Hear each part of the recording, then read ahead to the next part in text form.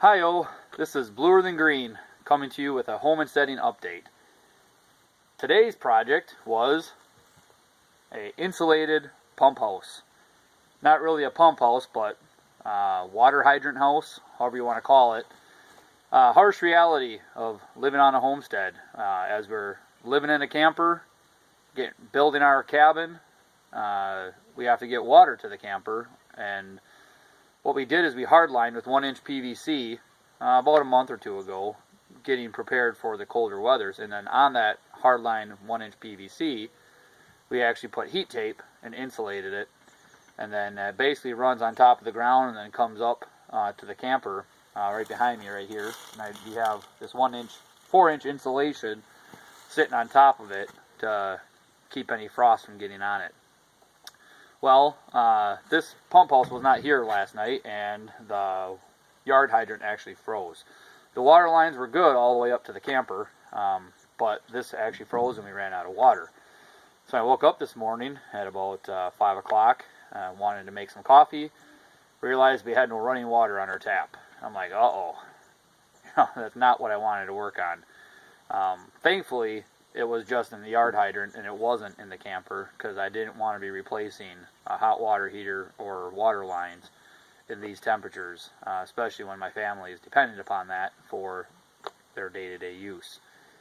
So what I did is I had some tongue and groove treated plywood laying around that I actually brought with me from Wisconsin, which was actually part of a remodeling project at Negativers and at Moriodine's house up in Wausau, Wisconsin.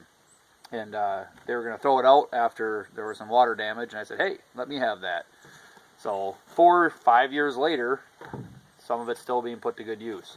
What I did is I made this box with a table saw of mine and a pass load trim nailer, and I measured the dimensions coming up off of this yard hydrant, and cut this little tube here, the little access panel, so I can still access the yard spigot to get water through the hose or to fill a bucket for our animals. And made this little cap here, attached some insulation onto it,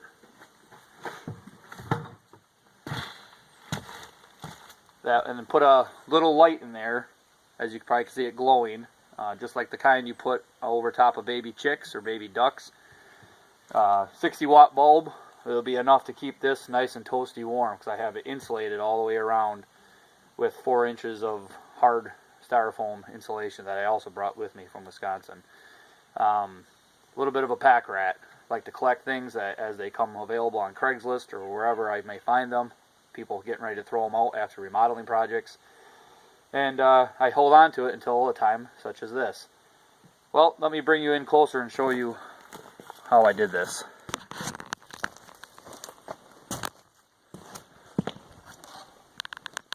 Get a good angle here.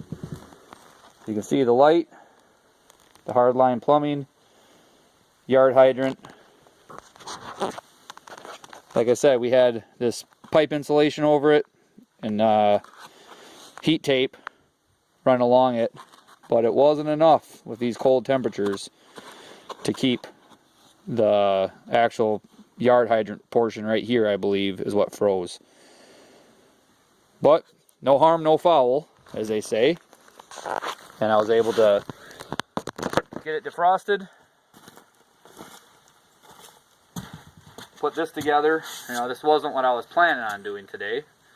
I had other things that I was planning on getting to, but this ended up taking precedence, especially as the day went on, when I knew the sun was going to be setting and I had to get this done. All in all, this took me maybe an hour, hour and a half to get done, maybe 2 hours. And it looks like it's going to do the trick. So it's a temporary solution. It's a way to keep this yard hydrant from freezing until we can get into our permanent cabin, which will have an insulated foundation. So, homesteading update, harsh reality of a homesteading life. For those of you that may run into a similar situation, similar problem, this will work. If you don't have electricity, I'd have to think about how to keep your things from freezing, other than having your yard hydrant in an enclosure with a wood burner possibly. So if you have any comments or questions, sound off below. Thanks for watching. Talk to you later. Bye.